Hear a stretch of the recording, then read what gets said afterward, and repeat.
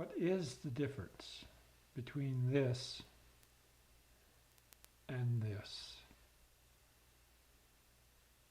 In both, blocks lying on the ground rise to form a tower. So where lies the fundamental difference between this and this? That's how I can show the second law.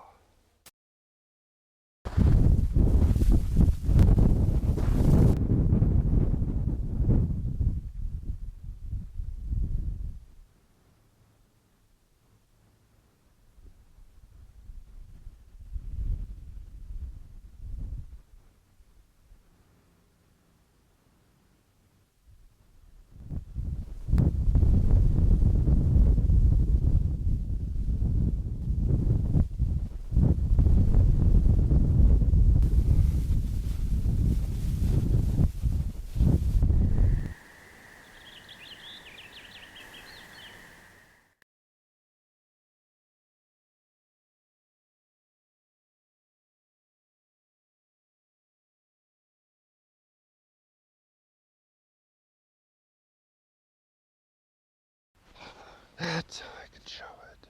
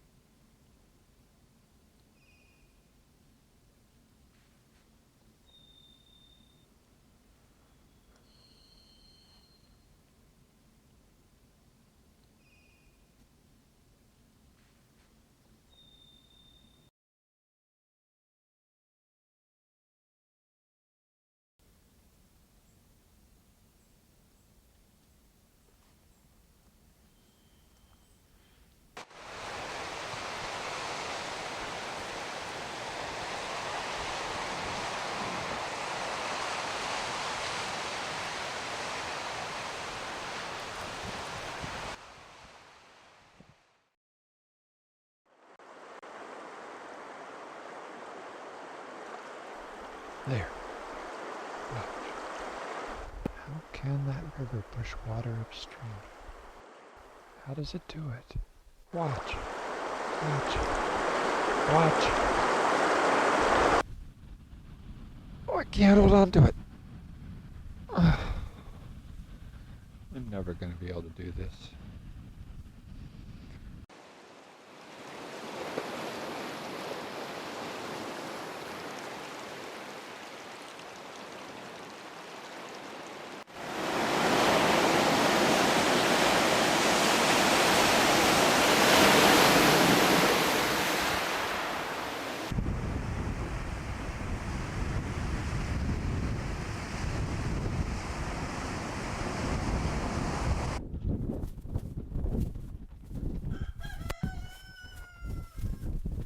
Hey, Mom, there's a man coming down the beach.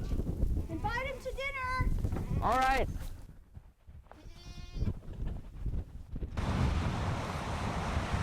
What you doing? Playing a game. I play? Sure. What's it called? Slowing the water down. How do you do that? Do that by finding a good play. Here's a good one. Now watch. A good play does two things. When I lift the rock, I invite the water onto a slower path.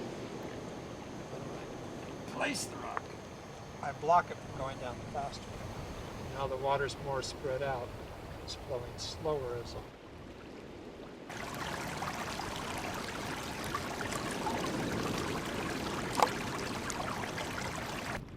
Remember, you create a new path before opposing the current path. What's the best play you've ever made? Well, you know, that's hard to say. If you keep playing this game all your life and make 10,000 plays, are those plays part of the play I made here today by teaching you the game? I guess they would be. There's a quotation I always liked. You can count the number of seeds in an apple, but you can't count the number of apples in a seed.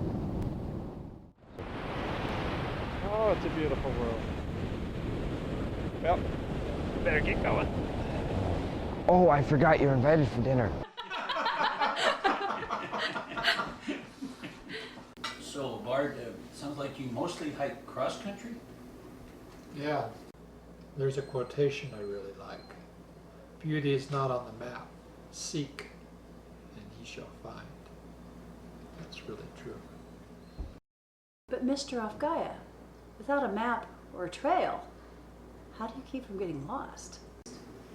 I practice staying found. What do you mean, staying found? Well, wherever I've hiked, water's flowed before me, shaping the land. And just like a driver in the city can use the pattern of intersecting streets to find their way, you can use the pattern of converging water. And I find that there's this rhythm of drainage and ridge, and that pattern can guide my feet and lead me home. So, where is the land leading you now? I don't know. I'm not quite sure where I'm headed right now. Really? I'm sort of sure, but not really. You kind of know, but you don't really know. That sounds like a story. It's funny you should say that. The story is a story. The story is a story? I have this story inside myself that wants to be told. It's like this song that just keeps chanting over and over. I've tried to ignore it, but it just gets louder and louder. It needs to be told, so where I'm going is to tell my story. You don't sound exactly eager to tell it. Have you ever gone walking on the beach and seen a rock that shines so beautifully that you've picked it up to share with others, and then when you've gone to take it out of your pocket to share, it's all dry and dull now, and it doesn't have the beauty? I'm afraid that's what will happen when I try to share this story. I'll bring it out, that the words will falter and the story will die in its telling. That would be hard. I'm not sure how I'm going to tell this story. I traveled for several years in search of this story, and it wasn't until I learned to see the world in a different way that I found the story. So now I don't know if my story will even make sense unless somebody has already learned to see the world in a different way. What do you mean by seeing the world in a different way? Well, take the setting moon or the sun as an example. Most of my life, I've seen them as moving down towards a stationary horizon. But when I learn to see the moon as stationary, then the horizon moves and I find myself hanging on to the curving edge of a spinning planet. Mr. Ofgaya, we're lighthouse keepers. We know how important it is for the light to shine. Sounds like this story is like your light wanting to shine out. Why don't you teach us some of these ways of seeing the world differently tonight, and then tomorrow you can take the whole day to put your story in order. And tomorrow night you can tell us the story. You're safe here. And if in your telling, it sometimes feels like a dry stone, as you mentioned, we'll remember that in the proper light, it shines. Thank you. Thank you. I'll do it. But not here. I have the feeling that this story would be best told around a campfire. Well, I'm not quite sure how to begin here. Well, Abard, may I make a suggestion? In our tradition, we begin with a prayer that we may be able to tell our story true. Thank you.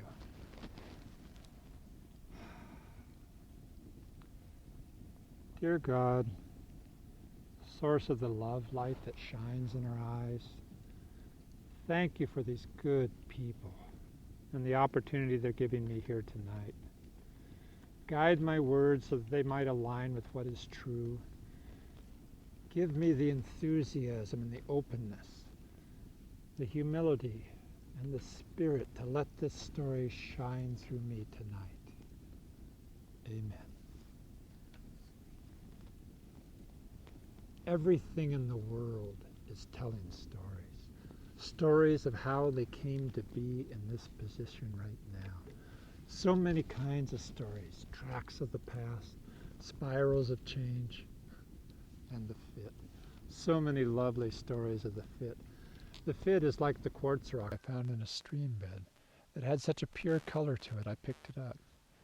And then 10 feet later I came upon another rock of the same pure color.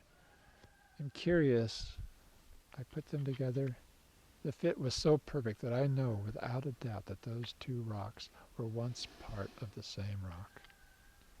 That's what the fit is, when two different parts of the world fit together so perfectly that you know a bigger story connects them.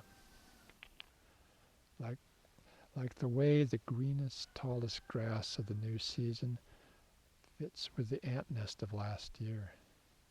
That fit tells us that the ants are composting the earth and making it fertile ground. But probably the most important kind of story we'll need is stages of the process. Flowers taught me this kind of story. See, up in the mountains, the ground is snow-free for only a few months, so the plants up there have to grow real fast. As the melting snowbanks recede, they expose brown ground, but within hours the green tips of plants are emerging. Plants further from the snowbank are taller because they've had more time to grow, and beyond them are plants starting to flower. Moving my eyes back and forth from the snowbank is like moving my eyes back and forth through time. If I observe the plants in the proper sequence, I can watch change that's normally too slow to see. Or if I examine a cluster of desert flowers, I can see the different stages in the process by which a plant produces its seeds. And it's not just plants. A fresh gopher mound is easily noticeable because it looks like loose dirt. Older mounds are less visible because the air spaces have been squeezed out. If I look at these mounds in the proper sequence, then I see a story. The soil wants to settle into a solid heaviness that squeezes out all air, but the gophers keep stirring the earth and air together, which allows the rains to soak in deeper. We can also look at rocks within a stream. Rocks along the small streams near the headwaters are still rough and blocky because they've not tumbled very far, while rocks along the big river downstream have been smoothed and rounded by all their tumbling. All of these stories are happening slower than we have time to watch. During our lives, we actually observe only small slices of the actual process. But if we look at the stages around us in the proper sequence, then we see processes all around us. We can run our eyes back and forth over the world and grow more aware of the slow changes we live within. As we see more and more things changing, the world starts to connect together into a larger story in which everything is flowing. Now, flow is complex. It's like a river. When you first see a river, you notice the water moving downstream. But if you spend time on that river, you come to know that the water is moving every which way. Flow pushes water up into upwellings, sucks it down into whirlpools, spins the current off into eddies flowing upstream. Flow is a wondrous dance, always swirling and moving different ways in different places. And it's not just water. We live within the midst of great flows and small flows swirling and eddying throughout our lives. As we pay more attention to these flows, we begin encountering the rules of flow over and over again. What are the rules of flow? If things flow in faster than they flow away, they accumulate. If things flow in slower than they flow away, they diminish. That's it? That's pretty simple. The rules of flow do start off pretty simple. Inflow greater than outflow accumulates. Inflow less than outflow diminishes. But these rules have lots of implications. For example, every inflow is some other place's outflow, and every outflow we see is an inflow for another place. Flows join the world. For example, the seeds carried by ants, are they flowing out of the field or into the nest? Any accumulation alerts us to a flow. If cars catch up faster than they can pass, they accumulate.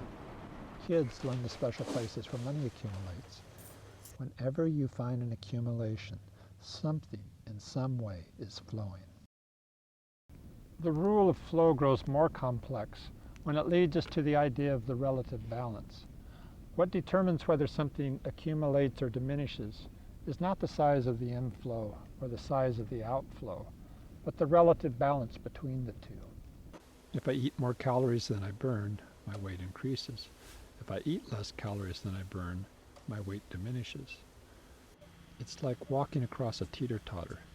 Though the change is gentle and steady, there comes a point where the balance shifts and things tilt to the other direction. There are always two ways to change a relative balance. If you want more money, you can earn more or spend less.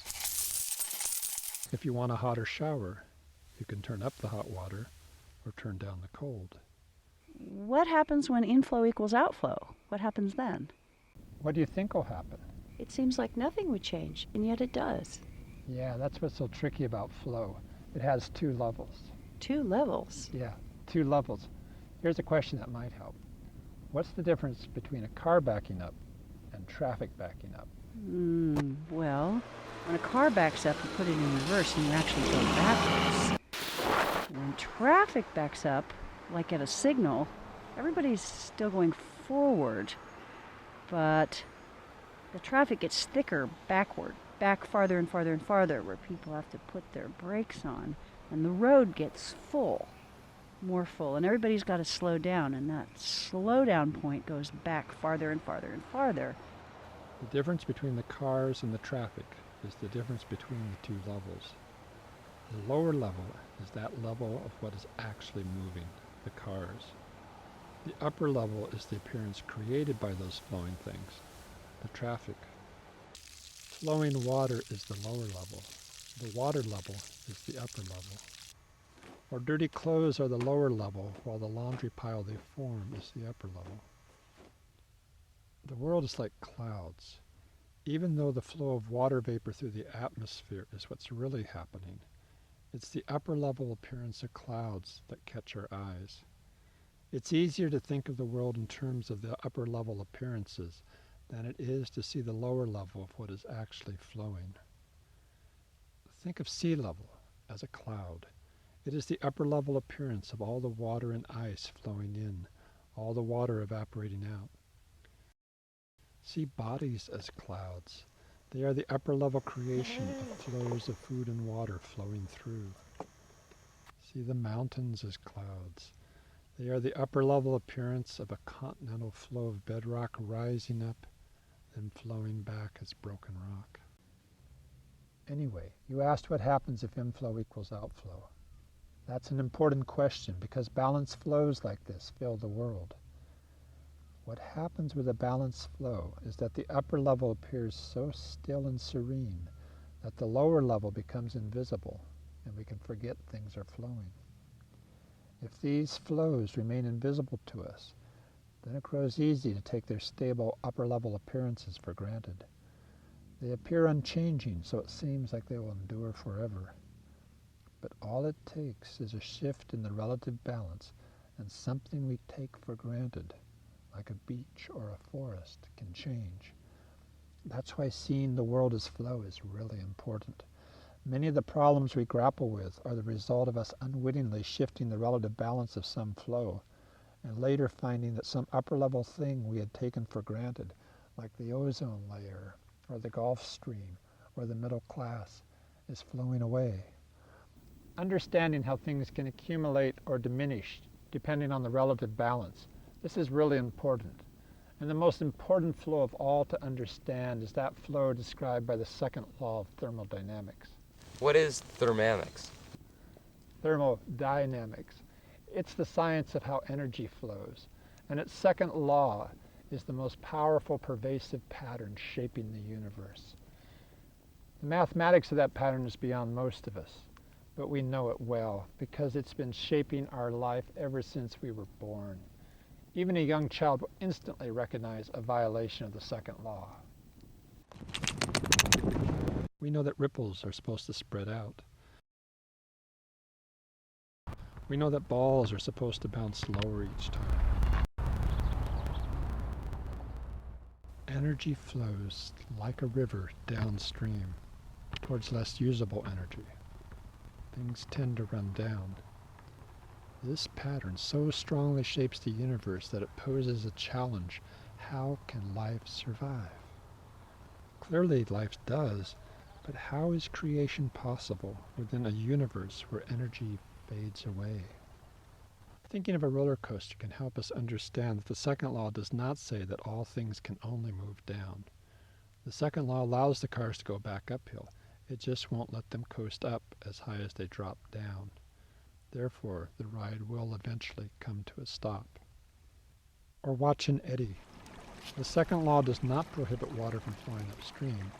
It just requires more water to flow downstream somewhere else. Life on Earth is like the part of the eddy moving upstream, and all the energy flowing from the sun is like the downstream flow that drives the eddy. Up is possible, but every up can only happen if there is a greater down somewhere else. That is the challenge the second law gives to life. Every living thing wants their body to be the up and have someone else be the down. Cells do this, animals do this, nations do it. This leads to what I call the first solution to the problem posed by the second law. The first solution says, draw a circle between you and everything else. Take from the outside whatever you need and dump into the outside whatever you have to get rid of. Your survival requires something else to be sacrificed, so get good at it. Many people wish the universe was somehow different, was somehow nicer. But every living animal depends on this first solution. This path is ancient and venerable, and it is an absolutely essential part of our being alive in a universe that is shaped by the second law. However, there is an attitude that can creep in, an attitude of, well, it's all going to run down anyway, and there's nothing we can do about it, so we might as well just make ourselves comfortable. In a sophisticated sort of way. This attitude blinds our vision. It makes hope feel naive. Our spirit gets into a might as well get it while we can, consuming attitude. We are wrong to do this because life has also discovered a second solution to the challenge posed by the second law. This second solution inspires hope and nourishes creative work. The story of the second solution is the story I'll share with you tomorrow.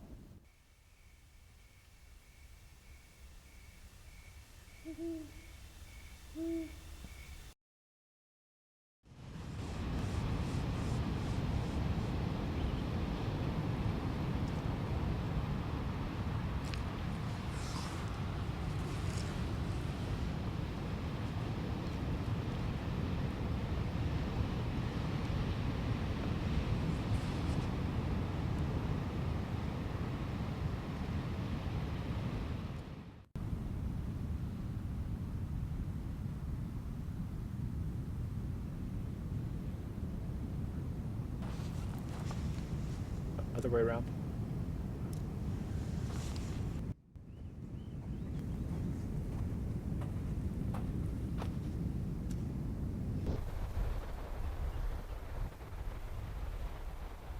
It's a dance. The top of the stick is dancing with your eyes. The top of the stick leads, your eyes follow. And then your eyes and your hand dance, with the eyes leading and your hand following. And then your hand and the bottom of the stick dance, with your hand leading and the bottom of the stick following. And then the bottom of the stick and the top of the stick dance, with the bottom of the stick leading and the top of the stick following. It's this spiral dance that goes around and around. Each part of this dance dances between being the cause and being the effect. This circling dance of cause and effect is called a feedback spiral. And feedback spirals contain a magical power to bring things into existence.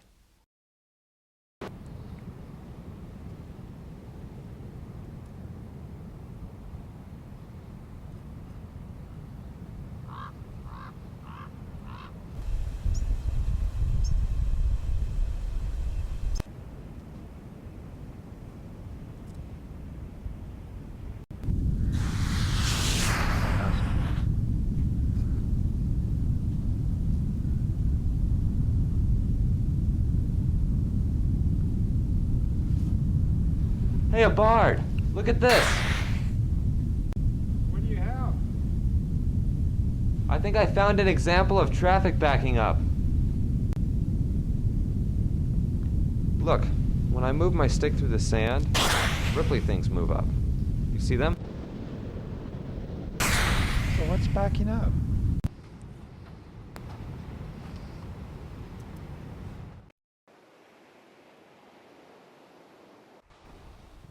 See, some of the waves are pushing thin layers of sand onto the beach.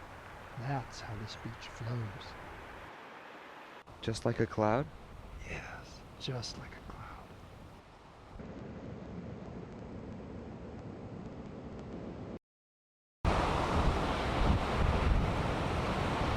Remember what I said about feedback spirals?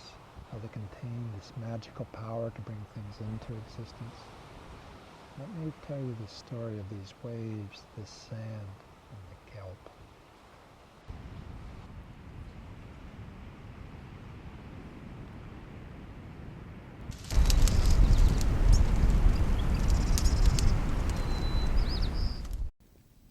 Amen. The story of the upward spiral. How has life changed this earth? In the beginning, there was no life, and now it exists.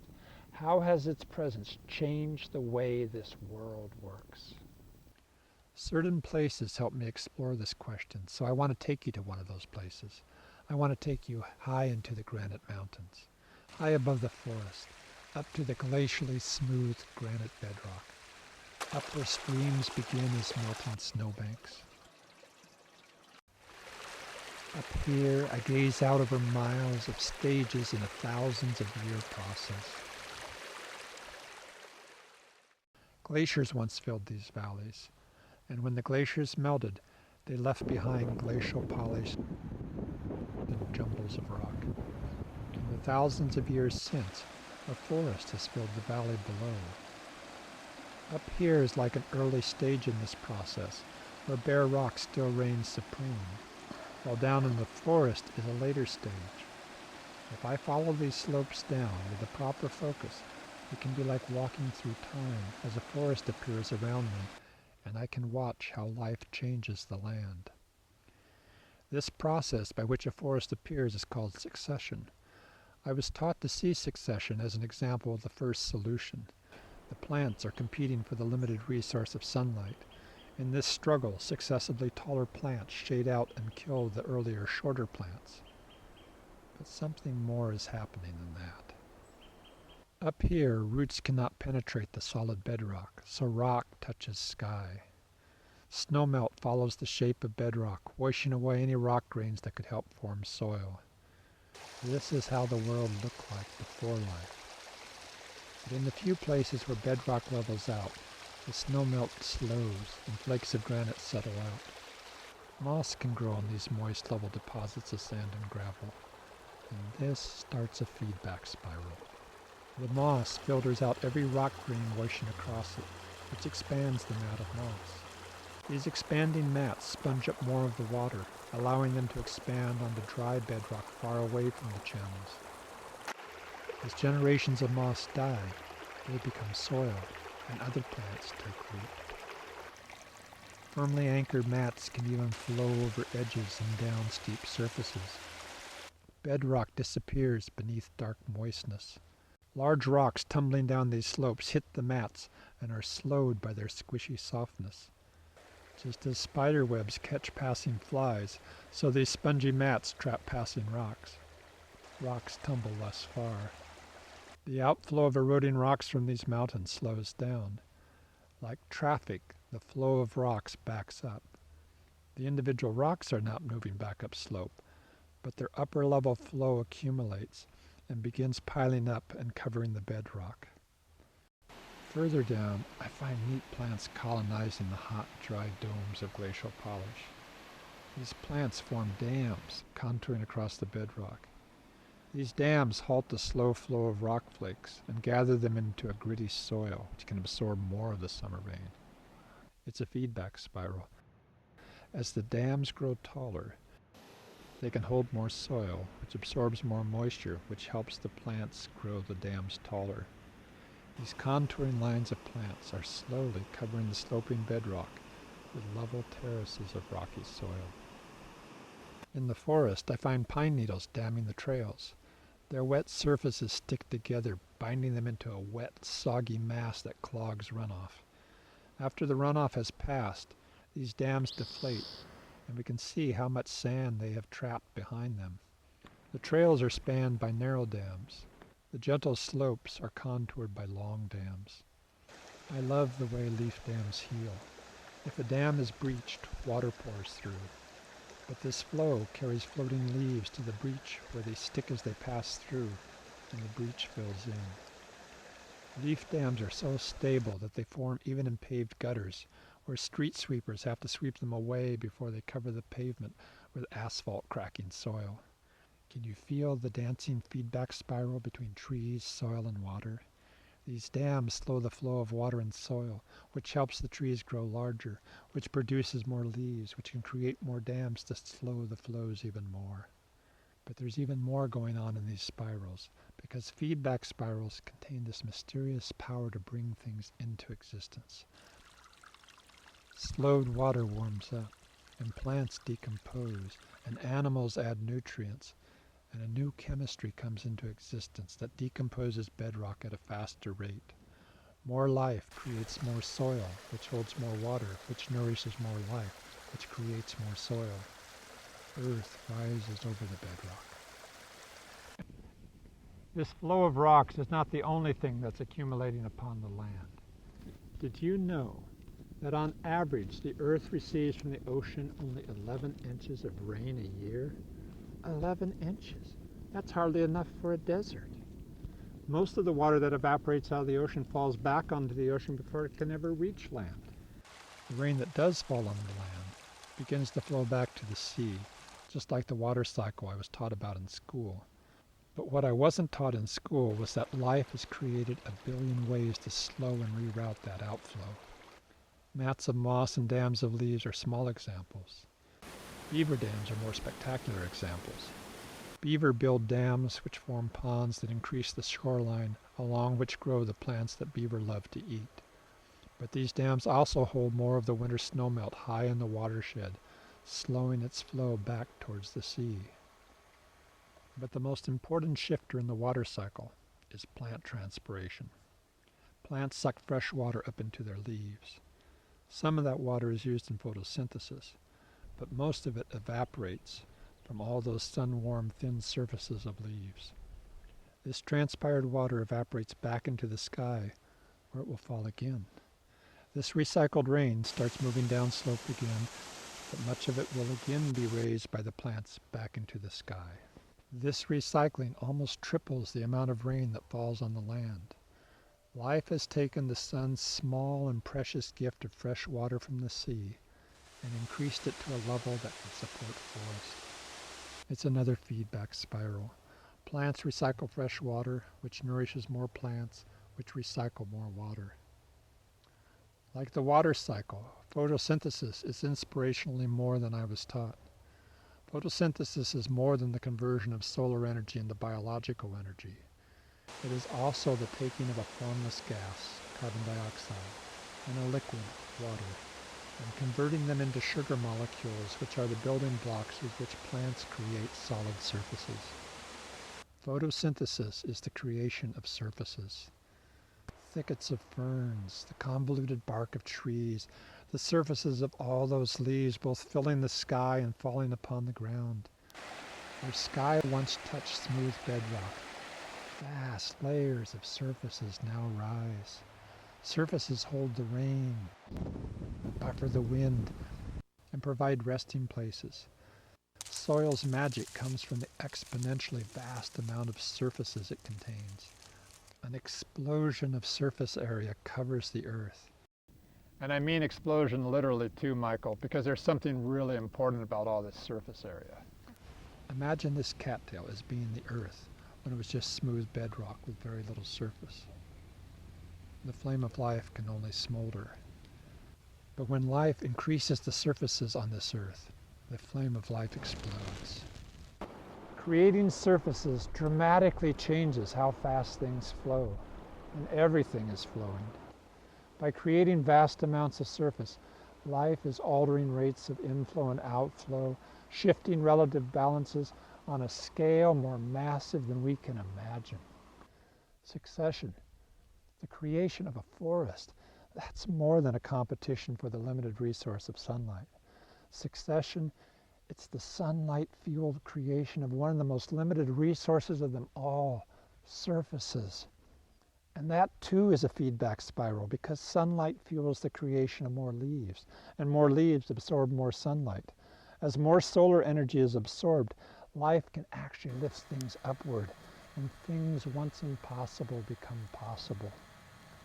Once upon a time, for example, rivers were just a one-way flow, washing nutrients from the land back down to the sea. But now, rivers are highways for the salmon. Each salmon returning upstream to spawn brings in its body many pounds of nitrogen and phosphorus from the sea. After they spawn, they die.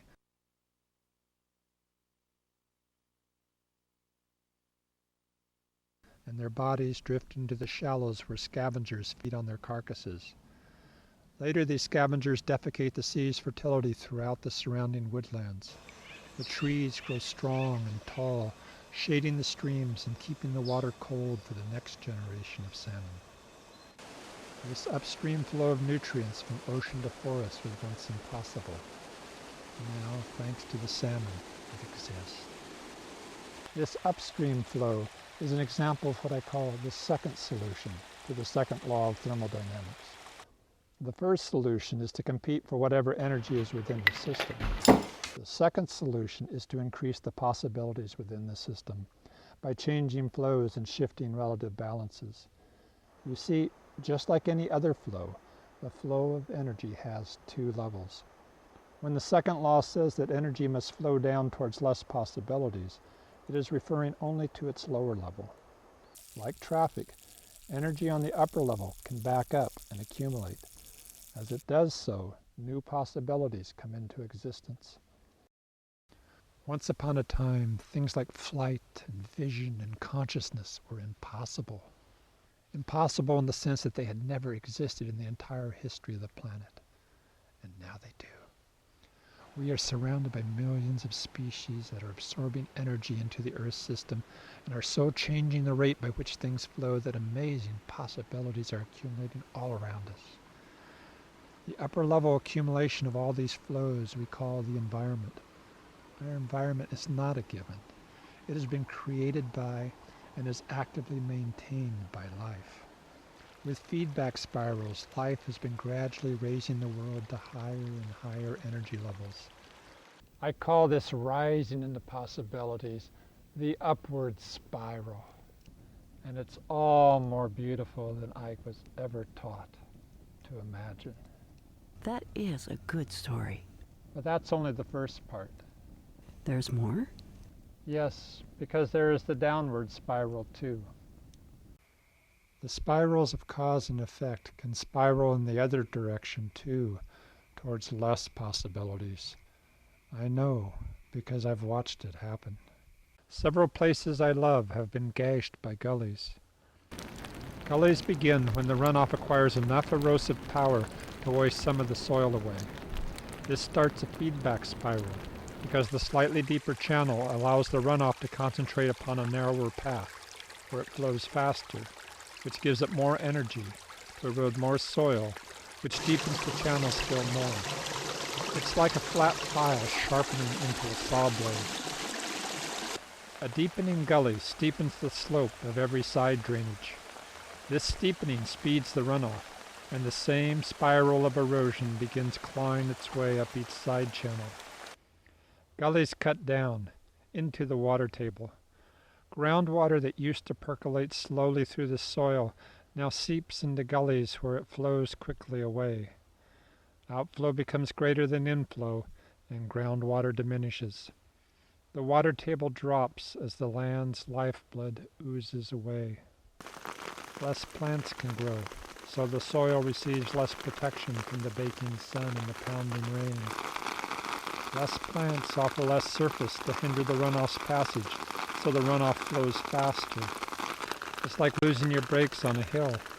The runoff gathers into the main drainages faster, creating higher surges of water, which cut the gullies even deeper, draining even more of the groundwater.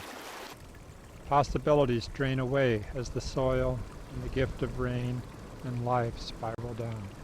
Can't anything be done to stop it? That's what I started wondering. I see these beautiful places bleeding to death, and I started wondering, is there some way I can dance through the rain in the land that can reverse this downward spiral? Each gully kept asking that question until I could ignore it no longer. What did you do? I went out into the rain and started making plays. What happened? I tried to stop the runoff in its momentum, and quickly learned I couldn't. I learned instead to use its momentum to lead it onto a new path, a slower path along which more of the water soaked in. I tried to work in the gullies since that was where the problem seemed to be, but I learned that the gullies were only the downstream effect and that the cause lay upslope, where the rain first began running off instead of soaking in. Up there lay hundreds of small possibilities for spreading the runoff. At first they seemed insignificant. However, each play created opportunities for other plays downstream. The work grows on itself. As more of the water is led onto slower paths around the gullies, less runoff reaches the gullies. Without large flushing flows, the gullies began silting in, which allows plants to grow there, which slows and traps even more silt. The power of the saw blade is dulled by this flat bottom. As the gullies fill in, the groundwater cannot drain away as quickly, and the water table rises. More plants can grow, which protect the soil from the pounding rain and the beating sun. Does this series of cause and effect sound familiar? It feels like what was happening with erosion, except going the other way. Yes, that's what I learned. When relative balances shift, spirals of cause and effect can reverse. A process that I once cursed as an enemy can silently transform into an ally, creating possibilities I had not imagined. Each time another ally emerges, it whispers, "Do not underestimate what is possible. This work grows on itself. Don't let your current understanding block you from doing this work." When I began this work, I saw myself as opposing the runoff and stopping erosion. But this work has grown into a meditation on the two powers. The two powers? Yes, you see, rain has a potential energy that can grow in two different ways. If the rain runs off, its energy becomes an erosive power that washes away soil. But if the rain soaks in, it becomes a nourishing power that creates soil. Two powers, the power to drain away possibilities and the power to create them. It can go either way. The first power is highly visible as it roars through the gullies for a few hours. Power, concentrated like this, is the kind we can see and learn to want. The second power is invisible. The water soaks quietly into the ground and disappears. Its power is diffused over the broad slopes and spread out over weeks of silent growing. Though this power is invisible, it contains the power to raise the earth, something that the power concentrated within gullies can never do. My work is in service to this invisible power. I shift relative balances so that more of the rain soaks in to become this power to bring upward spirals into existence. I can't tell you what a blessing it is to walk in gullies that were once bare dirt and are now filled with flowers. To hear birds sing and know that I helped create those songs by slowing the water which nourished more plants, which fed more insects that fed more birds. To feel my spirit transforming from a cynical, "what can one person do?" into a magical, "what can one person do?" To consciously be part of a vast upward spiral that's rising into new possibilities. The fields begin whispering of a new possibility. If all the world is flowing, could this work be a metaphor that can guide the reversal of other downward spirals elsewhere? Like, go high in the drainage. What might that mean? Don't oppose the momentum. Lead it onto new paths instead. Help the energy soak in rather than run off. Begin with small shifts that are within your power to make. The work will grow on itself as allies emerge. This voice grows louder. Share these stories. Your stories just might help others nourish other upward spirals. But then the rain stops, and I return into a culture that calls us consumers rather than creators. A culture so thick with trances luring people into buying until they get pinned by debt to a bottom line far beneath their highest calling. I return to movies filled with orange explosions that teach us to cheer for death, to a politics that polarizes rather than draws us together into a great work. In that world, I hear another voice. If you talk about your fields, you're going to look really stupid. The reason you work all alone in your precious field is because nobody else cares. You have no power to oppose the world's momentum. This sneering voice often stuns my will, until another storm calls me out into the fields, and again I see the upward spirals developing all around me, and I feel how simple and right life can be. I feel science and religion, so often seen as pointing in opposing directions, as both pointing towards a great truth, that there is a direction shaping the universe, and we can use this direction to orient our lives. If we live mindless of this direction, then our lives will be just a consumption of possibilities. But if we live mindfully, if we inspire in one another ethical behavior, shining eyes, and joyful dedication to good work, then we can know the blessings of bringing impossibilities into existence. And I hear the fields replying to that sneering voice. We don't have to oppose the world's momentum. Go far upstream instead and offer it a new path. That's what these stories can be, a way of seeing the world that helps our power soak in. As more soaks in, less remains to run off. Relative balances will shift, transforming enemies into allies. This work grows on itself. Don't let your current understanding block you from doing this work. We have no idea what is possible. This whispering I hear in the fields, is it true? I don't know. So I have to tell my story and find out.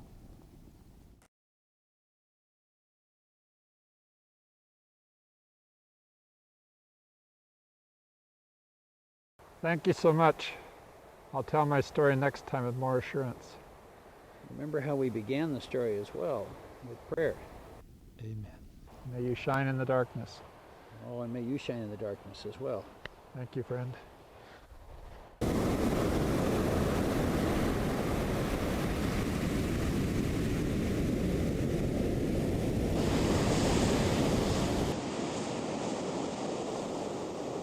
Remember what I said about feedback spirals?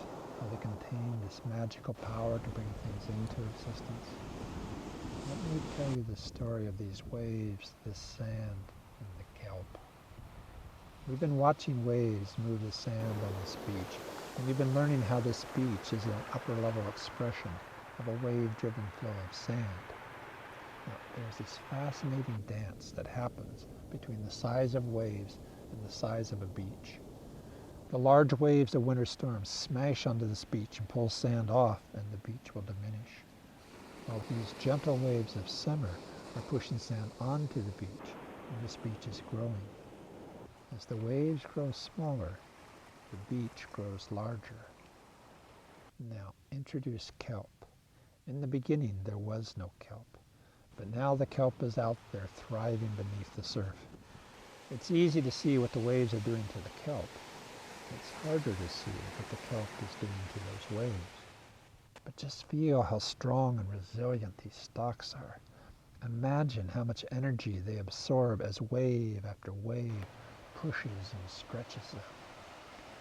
The wave energy that kelp absorbs is a wave energy that will not crash against the shore. The kelp out there is making the waves in here smaller than they otherwise would be. It's like the kelp is gentling winter waves down into summer waves, and this beach is growing larger. And a larger beach cushions the land more from crashing waves.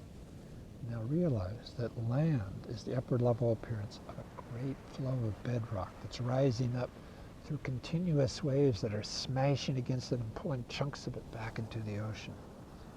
If kelp makes waves smaller and beaches larger, then more of this rising bedrock will survive this passage through the surf to become land. Because of the kelp, our continents are rising larger and higher than they otherwise would. And here's what's so neat. As the land grows larger, so does the coastline along which the kelp grows. It's an upward spiral. The coastline grows kelp, and the kelp is growing coastline. Now, Michael, if this simple algae has the power to create land, think of the power within us. What can we do with our gifts? We have feet with which to dance and explore the surge. We have eyes with which to see beauty and new patterns. We have consciousness with which to understand and dream and plan. We have hands with which we can wield tools that can help us bring these dreams into existence. And we have voices. The freedom of the hill!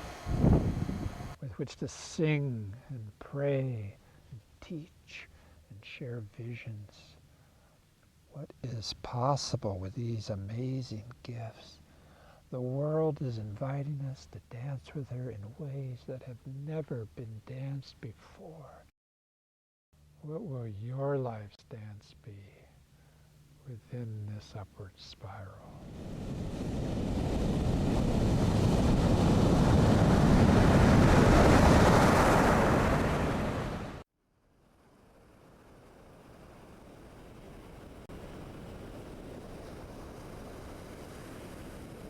There's something really amazing about surface area.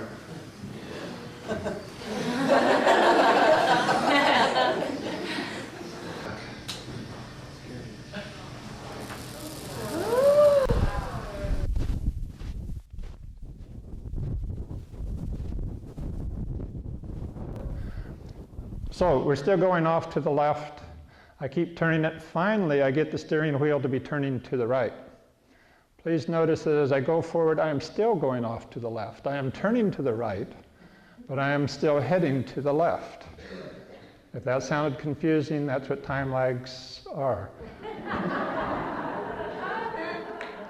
And so as you still head off to the left, you can get the feeling that maybe cause and effect does not work in the world because you've been turning to the right for a while and you're still going to the left, and you need to learn patience.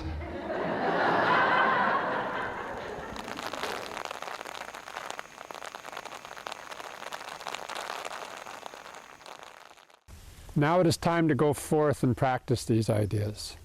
As you ascend these drainages up to a unique headwater, I want you to think of this drainage as like our culture, which is the converging expression of personal powers coming from millions of headwaters. Go upstream of the gullies, and there we'll find places where with our current power we can shift the relative balances and begin the magic.